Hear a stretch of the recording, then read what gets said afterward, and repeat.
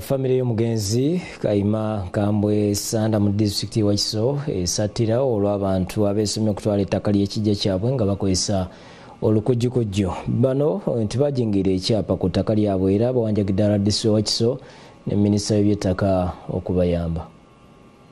Abafamily y'omugenzi Kayima Nkambwe ku kyalo Sande n'akawuka mu district wa Kiso nga bakulembedwamu Stephen Chwanuka bitalo balumiriza Sawulo luyimbazi ne Samu Chwanuka kujingirira ekyapa kyabwe okukijja mu manya ga kitaabwe Kiyaga Daudi okudda mu manya ga Sawulo luyimbazi mu biro mu lwenda kinamukanga ate lyamulamibwa jjajjaabwe Kayima Nkambwe bagenda wali Minisita General ne bamugamba nti bo be bananyini ttaka lino era ekyapa kyabwe kyakola ki kyababulako ne balanga mu Uganda Gazette ffe tetumanyi mukitegeera bwe balanga Administrator General n'abawa letters ezo bazeeyambisa ne bagenda ewa Kiso ne bafuna ekyapa bagamba nti bazze beekubira endu mu ofiisi ez'enjawulo ne yaleeta bannafuna kuyambibwa abeewa Kiso twatula mu meeting ez'enjawulo nga nabo mwebali ne bakkiriza bo bennyini gattako ne registrar w'ebyapa mwami Hamani Galiwango nti ekyapa kye baabawadde kiki kifu era ne babasaba bakizzeeyo era ne bategeeza nti kigenda kukola ki kusazibwamu kuba ne komisiona yawandiika ekyatujja enviiri ku mutwe ki tugenda mu kooti ku musango guli ogwa letters of administration ne bajjayo ekyapa ate nga batugamba nti kibayina nga kiyinza satisfied Kiwano nga alambuludde engeri jjajjaabwe Nkambwe gye yafuna ekyapa ku ttaka lino mu 1962 mu manya ga kitaabwe Kiyaga Daudi omutaka Nkambwe yazaala abaana b'enkaaga mu bameka abiri mu baana enkaaga mu ababiri mwe muli omwana we abiri mu ababiri gwe bayita Kiyaga Daudi. Kiyaga Daudi ye yafuna ekyapa kya wano mu 1932 mu ebiri ng'ensonga lwaki akifuna kitaawe ekyamuziisa okukuuma kijja okukuuma ttaka lino edda ng'ebyapa tebinnajja ekyamanyisanga omutaka nti eryo ttaka lye era eryo ttaka lyagwo nti kye kijja okusinziira ku Martha Nagadya luyimbazi akozesa abanindi nga bano batuuka n'okuzika ku ttaka ku mpaka bakozesa ab'emmondo okubakuba n'okulitunda n'awanjagira RDC wa Kiso Justin Mbabazi ne minisita w'eby'ettaka Judith Nabakooba okubayamba gajje no Samu Kiwanuka abatunyigiriza ennyo buli lwe bajja okuzika ku ttaka lyaffe babeera n'abasirikale b'emmundu naye nga babaleese bakuume bali abatubbako ettaka lyaffe baluyimbazi n'okuziikako bazeeta basirikale tebaziikako mirembe lyaffe era nze nkubira omulanga minisita wa lands Honorable Nabakoba ekisinga okubakwasa ennaku ndi ettaka lino kwe kuli amalo ga jjajjaabwe okulinnya ly'omuzaana Wasikabaka Muteesa Ombereberi Nansove Musuubi mu kyalo byaliko Pulezidenti wa Uganda Idi Amin Dada Saala Namutebi Amin n'abalala lwaki tutuuka ettaka lyaffe batusenze kuliko omukyala Muteesa Olubereberi wali amusuubi ne Daudi Kiyaga tebamanyi we yeebase olw'okuba tetulina bwe tubayita bannaye mutuyambe ku bantu b'ewa Kiso Wakiso emazeewo ettaka ly'abantu ebyapa by'abantu bibbiddwa ku lw'abantu abatuulewa abamu ku batuuze okulya Edirisa Tamale Rosemary banki yano benyamidde olw'emivuyo gy'ettaka egyeyongedde twanyalidde ku ttaka lino okumanya nti wali kyesimanyi kale ettaka lino lyakayima gwe tumanyi okwegamba okuba obuto bwange bwempulira ate era gwe mmanyi nti gwebawanga obusuubu ab'obuyinza bakubira omulanga batuyambe kuba naffe abajja n'amaanyi mu kugula ettaka. Ssentebe w'ekyaalo kya Tamale ategeeza nti yagezaako okuyira mu nsonga zino ne zimusukkako okuva mu 1974 okutuuka ne kaakati paka wendi batumanyi ekyalo ekijja kya Nkambwe bebananyini kyalaawo nayita n'ebiseera nabakuliko abataddeko amakalina naye ng'ate mu kyo tebazze namwero si kugamba nti basaba amabaluwa agabakkiriza okuzimba nga tugezezaako okunoonya ebyalumiza okuli Sawulo Luyimbazi mu biru ne Samu Kiwanuka okulumesemo wabula ensonga zino zibogerwako bazeeganye bye bakwogerako bituufu oba nedda ndi ku ttaka ndi wano mu gundi kikuube ndi ku ttaka lyange mayiro nga 8 kaakati ebyeyo ewammwe oyo Nkambwe enisoma ina kumumanya Noliyat Namagembe yakusakidde guli ku Lwabukadde TV. Ate President Museveni akungubagidde abadde omumyuka wa ssentebe wa NRM Karamoja Simon Peter Lepa yafiira mu kabenje ku luguudo lwa Tirinyi Iganga highway ku ntandikwa ya weekend. President yeyamye okuweerera abamulekwa n'okwazimbira ennyumba mu Kampala mwe banaabeeranga. Bannakibiina ky'NRM bagenze ku kitebe kyabwe ku Kyaddondo Road okungubagirira abadde omumyuka wa ssentebe w'NRM Kalamojja Simon Peter Lepa, kubaddeko Speaker Anti Among, omumyuka wa ssentebe w'NRM Alhaji Moses Kigongo, amyuka ssentebe w'NRM omukyala Rebecca Litwala Kadaga, abakiise ba SEC n'abalala. Pulezidenti Yoweri Museveni era nga ye ssentebe w'ekibiina mu ggwanga yabadde omukungubazi omukulu. Olutuuse akulembeddemu abakungubazi okuganzika ebimuli ku ssanduuke n'okuwandiika mu kitabo. Bano ababaka bava mu bitundu bya Kalamojja bwe basinzidde ne bategeeza pulezidenti nti omugenzi abadde tazimbanga makanga n'emitungo gy'abadde abeera abadde apangisaayo, era ne basaba pulezidenti Museveni azimbire abafamire ye amaka ag'enkalakkalira.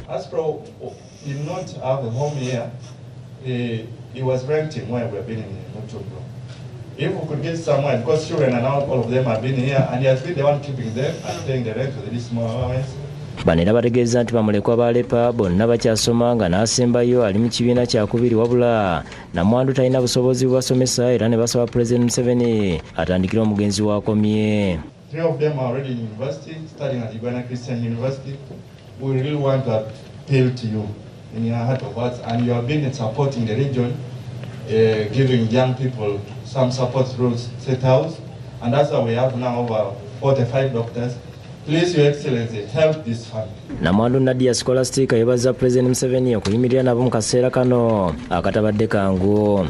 I want to thank you, Your Excellency, for the support you've given to us. The other day when you called me, I was broken down. But after you told me you'll support to educate my children, I stopped crying. That's why I'm able to stand here today. Ssabawandiisi wa NRM Richard Todonga annyonnyodde emirimu egy'enjawulo omugenzi gy'alese akoze era nga n'okupapa okujja mu Seeke tiyabadde ayagala kwanjulira Pulezidenti Museveni ekiwandiiko kujja Abakalamojja mu bwavu. As I speak now, we have a very beautiful piece of land in Moroto municipality donated by the Moroto Municipal Council to the party.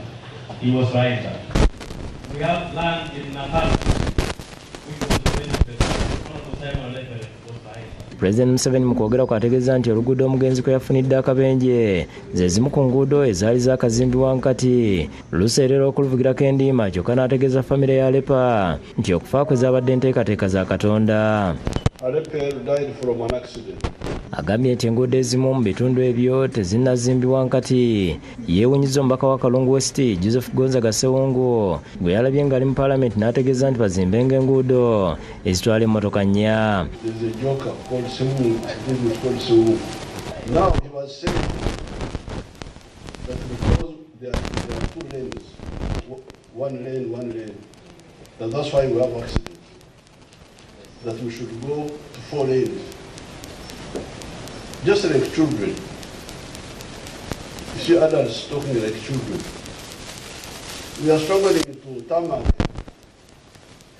Moroto, Kotido, we have not done it yet. And many others in the country. Now this one is talking of 4 lanes. We have not finished 2. What sort of people are these?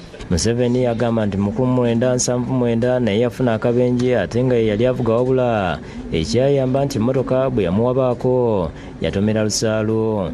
Akkiriza okusomesa bamulekwa n'okubazimbira ennyumba mu Kampala mwe banaawangalira ne namwandu. We shall pay for them until they finish their education.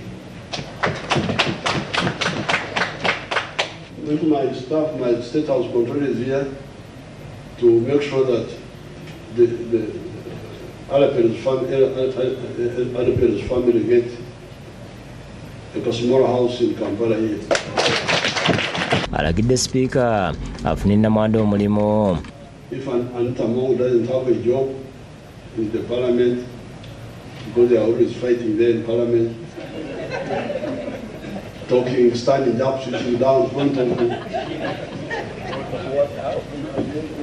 It's like a theater when they are down there. So if you don't have a job for my daughter-in-law, me, I will get her a job. Bannakibiina abalala okuli amyuka omwogezi w'NRM Rogers Mulindwa ne ssentebe w'abassentebe b'NRM Agitwa Sonko bannyonnyodde obumu n'amazima Alepa bw'ayeresezza. Omugenzi Alepel wano ku kitebe abadde akolagana n'abantu ab'eddaala lyonna okuva eri waggulu ku SEC okujja wano mu top management ni n'abakozi abasekretariat abali wansi. Simon no abadde agiyita no bagamba opposition ayogera enga ategeeza B. Simon tabadde bwala. Alepa agenda kuziikibwa ku lwokubiri lwa wiiki ejja Napaaka mu Kalamoja. Robina Nantale yakusakidde gwino ku Lwabukedde TV. Kitalo nnyo twongera okusasira ab'enganda abako n'emikwano egy'omugenzi Alepel. Ate waliwo omuwala w'emyaka 9 eyasalawo okulekerawo okusoma alabirire batobe ne kitaabwe eyafuna akabenje n'akosebwa omutwe nga mu kiseera kino takyalina kyasobola kukola. Taata olwafuna akabenje maama n'ababuulira n'adduka wabula nkati embeera ebayinze. Omwana Safina Nakimuli ow'emyaka 9 yali asoma mu kibiina ekisooka ku ssomero lya Cornerstone Children's Center Nakaseke oluvannyuma lwa kitaawe Sulait Sebagala ow'emyaka 33 okugwa akabenje n'akosebwa omutwe efiizi zaabula n'asalawo atuule awaka alabirire kitaawe yali takyesobola ne batooba okuli ow'emyaka 5 n'ow'omusanvu. Abakwakisidenti takyakola tatayitalaga kwakisidenti nga tata yatuweerera mabumba g'omutwe gonna gaayatuka takyasobola kukola. Nze ntambula nzantu okufuna ekyokulya nfumbire bato bange. Bano babeera ku kyalo Namiyonza empwedde mu ggombolola y'e Kaasangombe mu disitulikiti y'e Nakaseke era bwe tutuukiddeyo tumusanze ali mu kufumba mmere gy'ava okunoonya ku kyalo. Bo batoobe omu abadde yeebase olw'enjala embeera gy'awangaaliramu yennyamizanga n'ennyumba mwe basula eyabaweebwa omu ku batuuze ekutte mu mbinabina. Tukitegeddeko nti yasooka kugobebwa mu nnyumba gye yali apangisanga n'omufaliso kwe basula baagugatisa migwa basobola okwebaka. Nzira kisamukadde n'anyamba n'asenzaako waneeno. Nakimuli nga n'amazika gamuyitamu annyonnyodde nti kitaawe yali abaweerera nga tannagwa akabenje kyokka bwe kyabaawo nnyabwe yadduka nga kati n'ekyokulya bawamma ntakiwamma nti era balirwana lwe batabawadde basula njala. Leba we batuwa olusi tetulya tusula njala. Ngaba abaana naye nandekawo. Agamba engoye ze basiibamu bazooza kiro n'amazzi ameereere olw'obubulwa. Agamba watuuse embeera emuyinze era alajanidde abazira kisa okubadduukirira. Abazira kisa bonna gye bali basobole okutudduukirira basobole okuddayo ku ssomero. Kitaawe Sebagala agamba nti akabenje yakafunira Nakaseke era ng'emulago baamusaba obukadde buno okumujjanjaba omutwe z'ataalina. Bantomera nga lumu ogwokuna ne bantwala emulago bajjamu eriiso ne livaamu namenyeka oluba so ne bansaba sente nnyingi nga sirina kyonna.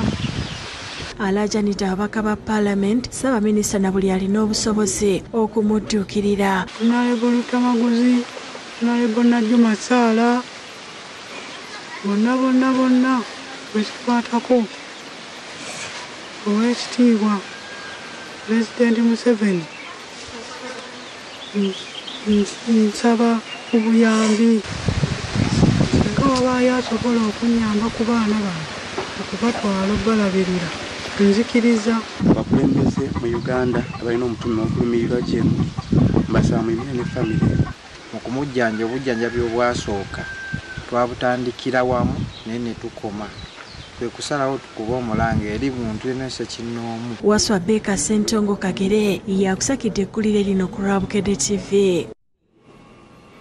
Kale bannaffe abazira kisa tusaba mudduukirire ku famire eyo esobole nayo okufuna ku ssanyu. Tugenda kuwummula mu katono tukyadda n'akataliiko nfuufu amalala tobaawo. Linda Nemino, stand tall, stride on. Gino gy'emirimu emirala egyabeddira enseenene ewa Beene. Obusigalanya kati byebukibi edda Ssaabasajja bwe yabanga agenda okulya ng'agenda n'ayigga kati kajuye bujubi mulimu gwe ginoonya Ssaabasajja n'atayigga bbanga ggwanvu n'agityo era amwambikano n'ekikomo ekya kopa bayita lukwanzi okumujjukiza nti jjajjaawe Ssekabaka Kimera yava mu bantu abambala lukwanzi. Kulikayo mukumulamuko nga tweyongerayo nakatale konfufa amalala minisita w'ebyettaka minisita ombeezi w'ebyettaka Dr. Sam Mayanja nga ali ne minisita avunaanyizibwa ku nsonga z'obwa pulezidenti babiri Emile Babalanda.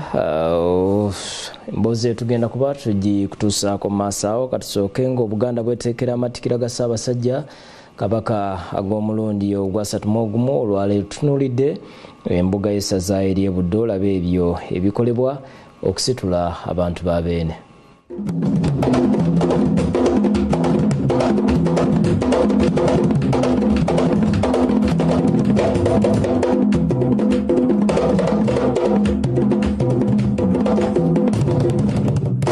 Essaza ly'e Buddu lye mukaaga kola Buganda era nga litwala disitulikiti mukaaga okuli Masaka, Kyotera, Lwengo, Kalungu, Bukomansembe n'ekibuga eky'e Masaka. Bannabuddu bamanyiddwa nnyo okusosowaza essaza lyabwe era bingi byakoledde awamu okulitwala mu maaso. Essaza lyakolemerwa Bakabaka 30 nga mu kiseera kino Pookino Jodi Muleke yakutenkase ategeeza essaza lino lyankiza okuba lyakavaamu bamukuumaddamula basatu okuli omugenzi Joash Mayanja Nkanje, Joseph Bulanyamulisi Mogedi Katikira aliko kya hospital Mayiga. Mujjukira bulungi w'ekitiibwa Joash Mayanja Nkanje ebbanga lye yamala Katikkiro n'ebyo bye yakola n'akuuma ddamula newankubadde nga Ssaabataka oba Ssaabasajja Kabaka mu kiseera ekyo yali taliiwo. Kati mulabe ow'ekitiibwa Mulwanyamulise Mwogerere munnabuddu munnaffe yes Katikkiro eyasooka nga Obuganda bumaze okudda mu 1993 nga buzziddwa. Ategeeza nti Buddu ly'essaza lirimu olubiri abantu lye babaayo ng'ekirabo eri Ssaabasajja Kabaka olw'enkoni n'omusaza lirimu embuga z'ebika 12 saako n'ebitebe by'enzikiriza eby'enkizo ng'ebbangu ly'abasaserdoti Bukalasa ne Katigondo.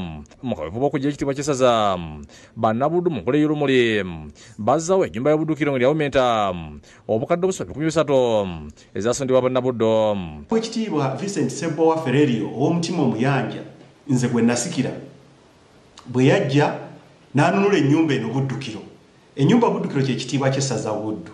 Mu ngeri y'okutumbula ebyemizannyo bannabuddu ng'ogyeko okugenda ag'omuntu okuwagira ttiimu yaabwe mu mpaka ez'amasaza ababakanye n'omulimu gw'okuzimba ekisaawe gali kwoleka. Kino kigenda kubako ekizannyiro ky'omupiira ogw'ebigere abakyala oba abaana abawala bwe babakira n'emizannyo emirala. Ebyobulimi ne tubabisudde ebbali kwabanjiddwa nnyo mu kulima ekirime eky'emmwanyi ng'essaza lino lirina emmeereza ey'omulembe okusobozesa abantu bakaba okufuna endukwa ennungi ku bbeeyi entono. Nammwe mwakirabye wano nga tukungula tutunda emmwanyi olaba nange ndatunzeyo $5,000 kale abantu bafunye ssente bagenda kuzimba amayumba bagenda kusomesa abaana era tulina essuubi nti buli ggombolola eteekeddwa okubaawo n'emmerezo ey'emmwanyi ate n'olusuku olwa Nnaabagereka okusobola okuba ekyokulabirako eri abantu. Wadde guli kutya Pookino yekokola ebyobufuzi ebyawuddeyawudde mu bantu be ate nga Ssaabasajja bakubiriza okubeera obumu.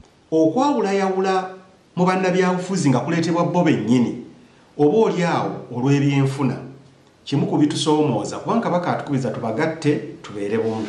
Naye weesanga nga awagira ekibiina gundi oluusi tayagala kukola na gundi ate nga gw'oteekwa okukolagana nabo. Obuvunda bw'ensawo nabwo bufuukidde bannabuddu ekizibu kuba bingi bikyesibye.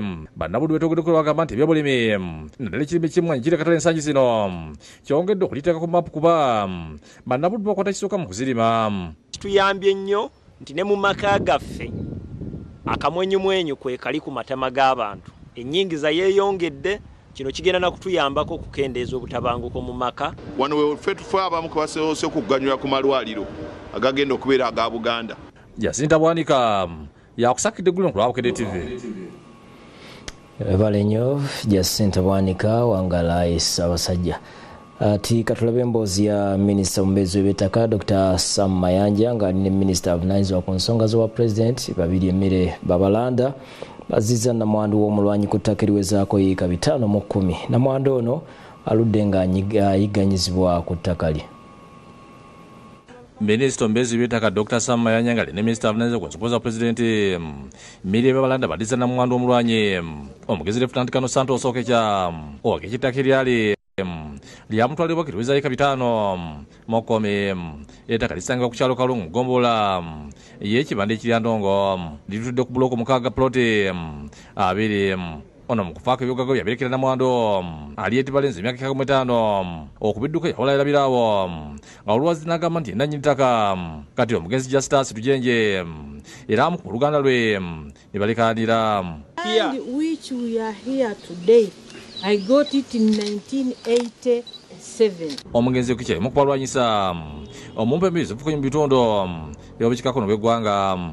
He was a division commander. Yalikuwa mkubwa ya division commander Lera. Mu lukiiko olutuuziddwa kitegeezeddwa nti Oketya yagenda okufa nga afunyiriza emyaka 49 ova ku kitebe kya disitulikiti ekirya Ndongo okuliddukanya ku bali ya gavumenti wabula n'afa ng'empapula tezinaba kutereezebwa. Bwe zaafuluma disitulikiti empapula nezibwa namwandu balenzi okuliddukanya nga bwe yasaba. I got the letters of probate which were backed by a will. Mu lukiiko namwandu atulise n'akaaba ng'agamba nti abantu ababayiganya bakwesa maji.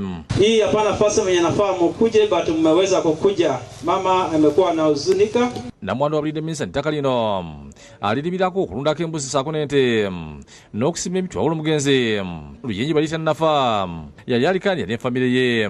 What makes me fail to understand a man who died in 94, how does he sell land to someone in 2000 something? Minisita Abulanda agambye nti bakoze okulonyeza bazuula nti namwandu Oketya mutuufu ku ttaka lina limuddizibwa.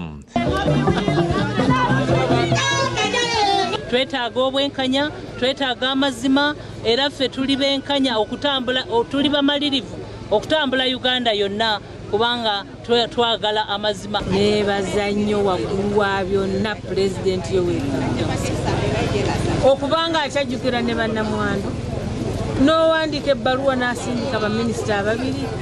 Kino ekitundu tekirinyangamu wadde minisita. Ye Minisita Mayanja ategeezezza nti waliwo engeri etali ntuufu ku ngeri ettaka lino gye lyakyusibwamu era abagenzi okukikula nga byonna bamaze okubirondola n'ekyapa ekyali kyakolebwa ne kisazibwamu. Singa Kamutaana najja n'akozesa ekyapa ekyo ajja kukwatibwa era ekyapa ekyo ndagidde Commissioner Land Registration mu tteeka eri mu section 91 eya Land Act ekyapa ekyo kisazibwemu era kisaziddwamu. Ategeezezza nti bagenda okutandika okusomesa buli muntu akola mu ofisi y'ettaka okulaba nga bakola emirimu gye mbulamulogovu. Ettaka bwe liba nga liriko nannyini lyo oba customarity nannyini lyo oba authority, ettaka eryo liba terikyali available nga bwe tugamba District Land Board liwa omuntu omulala. Robert Musanje yakusakidde eggulu ku Lwabukere TV.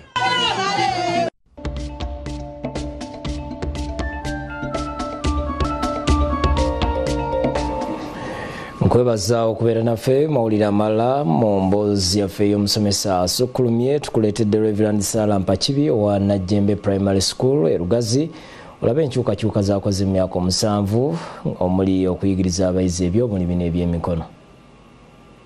Reverend Sarah Mpakibi Sooli yakulira essomero lya Najjembe Primary School erisangibwa mu division y'e Najjembe municipal y'e Lugazi mu district y'e Buyikwe. Essomero lino liri ku musingi gwa kkanisa naye nga liddukanyizibwa gavumenti era nga likulira gwe tukuleetedde mu mboozi y'omusomesa asukkulumye 2024 olw'eddimu eddene n'enkyukakyuka zaleese mu myaka egikunukkiriza 7 gyakamalawo. Reverend Mpakibi nzaalwa y'Isalo mu ggombolola y'e Gadumire mu muluka gw'e Ruwunga mu district y'e Kaliro Mbusoga. Musomesa mutendeke nga yakukukira Kaliro Teachers College, Nkozi National Teachers College ne Uganda Christian University Mukono. This is our point. This is our ng'atanajja Najjembe agamba yaweerezaako mu masomero okuli Ndese Primary School bwe yava eno yeegatta ku Nakibizi Primary School gye yafuulibwa omumyuka w'omukulu waaliyo ng'olwava eno yasindikibwa Najjembe ng'alikulira.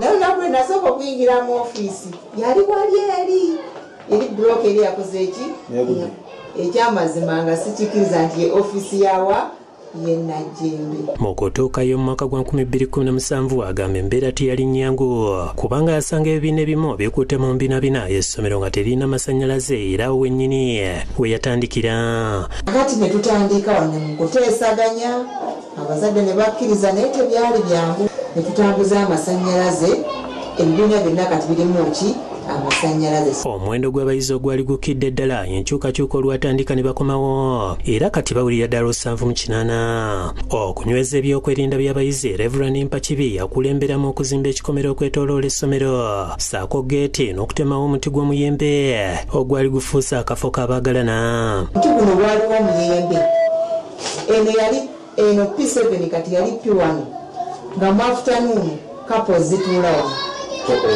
tetusomesa. Ng'oggyeko amagezi g'omu kibiina abayizi bayigirizibwa ebyobulimi n'obulunzi era tulambuza ennimiro y'essomero. Kuno baagattako okubagazisa ebyemizannyo era beeriisa nkuuli mu kubaka n'okusamba omupiira mu lugazi ne buyikwa okutwaliza wamu so nga ne mu bigezo ebyakamalirizo beeyongera okukola obulungi buli mwaka.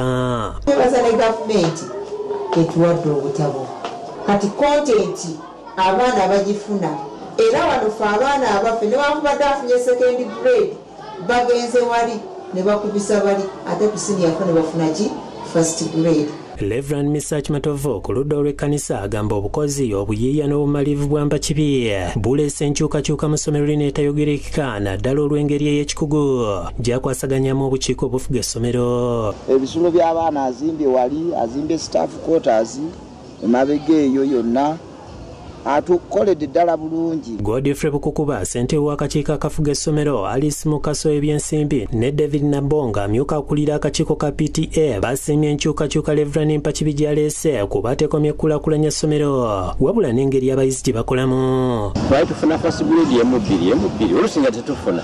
Reverend ono akolagana bulungi nnyo n'abasomesa era nabo teyabaleka mabega nti okufuna omusingi omulungi bano bonna tulina kutambulira ki wamu. Kati ebintu byonna bye tukola tubikolera mu kutyani kutya Katonda. Yagala abaana abatwalira ddala ng'abaana be n'abasomesa nabo batwala ng'abaana be naye kaakati atwongeddeko omutindo abaana baffe beeyongedde mu ssomero lino naye nassale section gye tulina teyaliwo waaliwo muyembe. Ate obukiiko buno bwaffe obwa PTA management atuwa emisomo ali friendly ate ali God fearing. Kibuuka Lumo yakusakidde eggulire lino ku lwa Bukedde TV.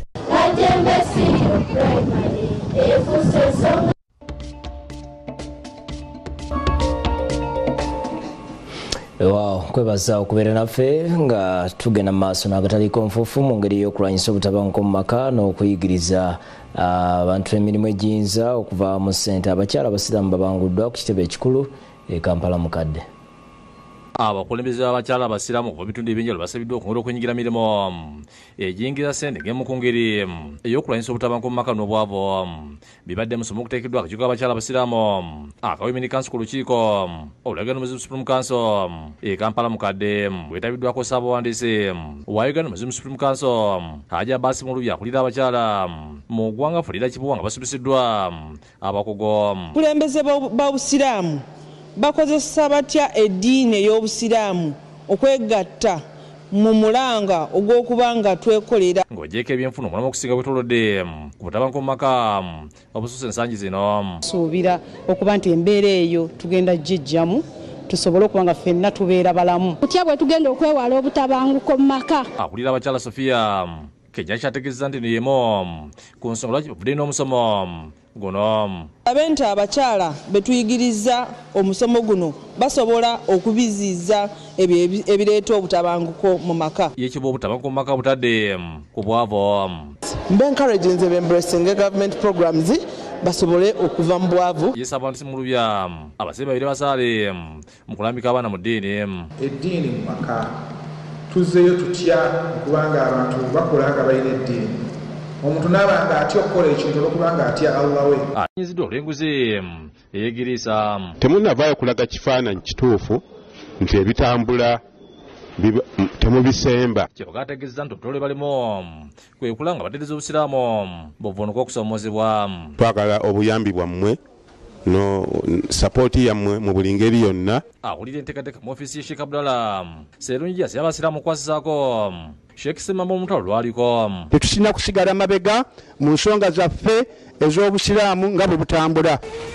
Ate bayimamu okuva misikiti egy'enjawulo empi gye basisinkanye ne basaba gavumenti bawe ssente zaliko liba basobole okuzettanira era nabo baganyulwe. Tubeera nga tubeera ne ssente za interest tuba tetutadde abantu bonna nti baba babeera ne ssente ezo naye ensabira ekikwatako tusobole okubeera nti muyamba batwongeramu amaanyi n'obuyambi okuba nga tutuuka ku birura byaffe. Ensinkano eno ebadde ku muzikiti omukulu empi gy'okugabana kwe bazze batereka mu nsako yaabwe nga bayima mu kibiina eky'Empigi Imams Cooperative Society.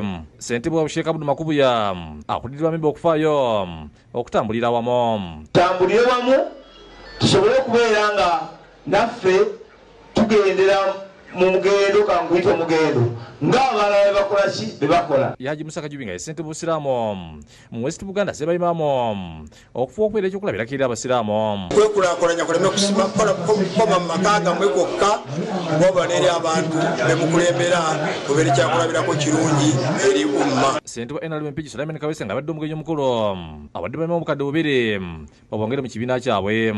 Ekibiina gagukwasizza ssente bo bafune enteekateeka ze bagenda okufuniramu nga tezitusaba ssente ezagavuba y'abasheekhe yaffe tebagamba okuba okuyigirizayambuwa sikyakubeeyanguwa. Bano oluvannyuma babagabidde bulangiti. Sheikh Mustafa Ssekimuli.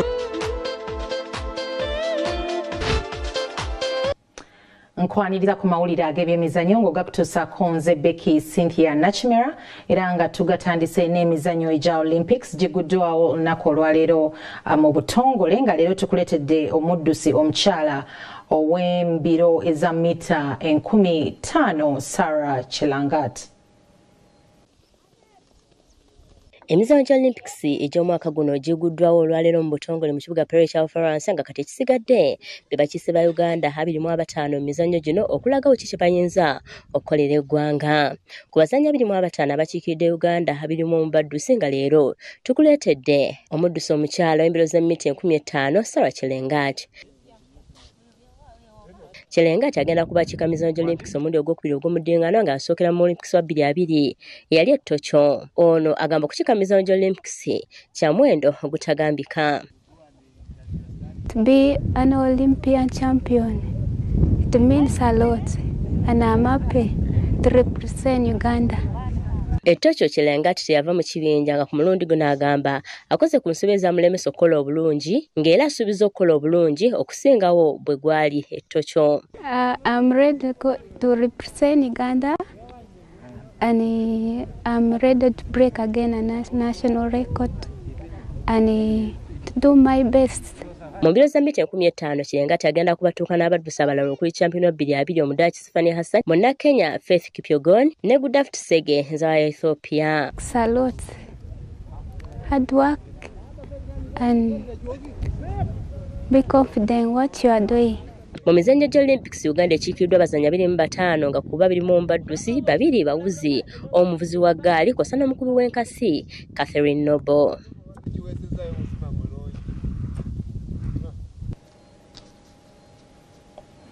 Emizannyo gya Olympics giguddwawo olunaku olwaleero mu butongole era katulabe ebimu ku ebyo ebibaddewo nga bagigulawo mu kibuga Paris ekya Bufalansa. Charles Kamigi Kagimu on the road cycling the flag and Gloria Mutsio. Nga tweyongeddeyo n'amawulire gaffe enkya by'ebikujjuko bya club ya Vipers Vipers Day nga bano bagenda kujaguza n'abawagizi basponsa wamu n'ababagaliza ebirungi mu mupiira ekijjulo makeke omuziki n'okubanjulira abazannyi aba season ejja.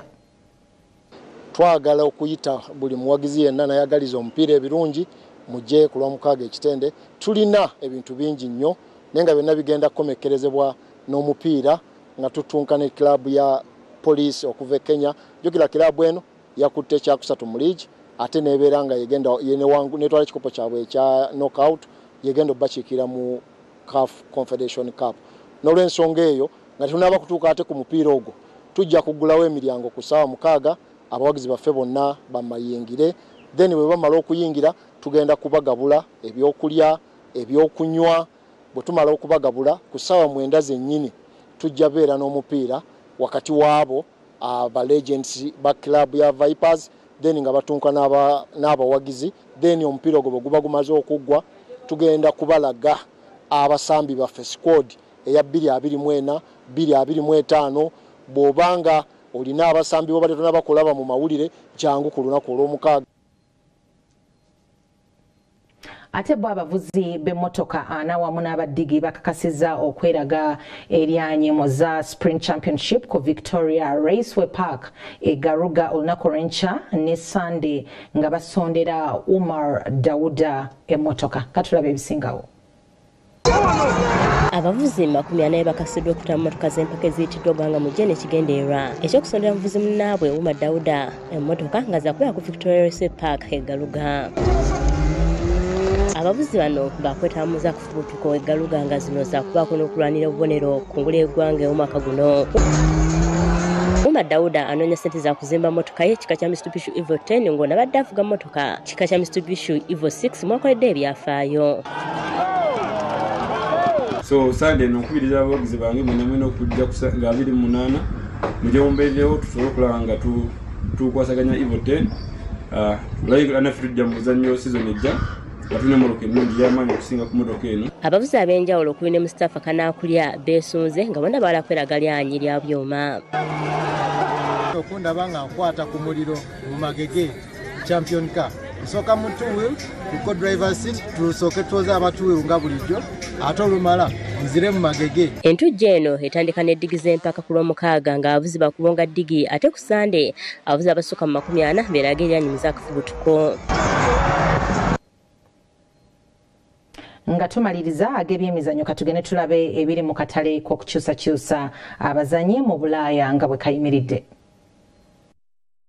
Mu katale k'okukyusakyusa abazannyi mu Bulaaya klabu ya Bungereza ya Manchester City naye evudde ku muwutanyi wa Spain ne Leipzig Dani Olmo ng'ono ne klabu ya Barcelona okuva mu Spain naye ebadde mwegwanyiza katonda obukadde wa pawunda 4. Abakulira klabu ya Leipzig ssente za Barcelona zo bazigobye. Omuzibizi wa Bungereza Gerard Brantwaite aganye okuza endagaano obujje ne klabu ya Everton ng'agala bano bamuteeke ku musaala Manchester United gweyagala okumuwa buli wiiki ogw'emitwalo 16 egya pawunda singa abeegattako ng'abakungu ba Everton bakyasobeddwa kyekiddako. Omuzibizi wa Manchester United Aaron Wan-Bissaka aganye okwegatta klabu ya West Ham ng'ono yawulira ng'agala kwegatta klabu ya Italy ya Inter Milan era nga ne klabu ya Manchester United esazeewo bwe kiba kisoboka Inter Milan naye baweemu omuzibizi waayo Denzel Dumfries ow'emyaka 28. Yo Arsenal olwamaze okukansa omuzibizi Calafiori kati egguddewo enteeseganya endala ku muwutanyi wa Spain ne PSG Fabian Ruiz ng'ono okwegatta ku Arsenal kibeera kyetaagisa Arsenal okuggyako abazannyi betusuubira kozesa sizoni ejja.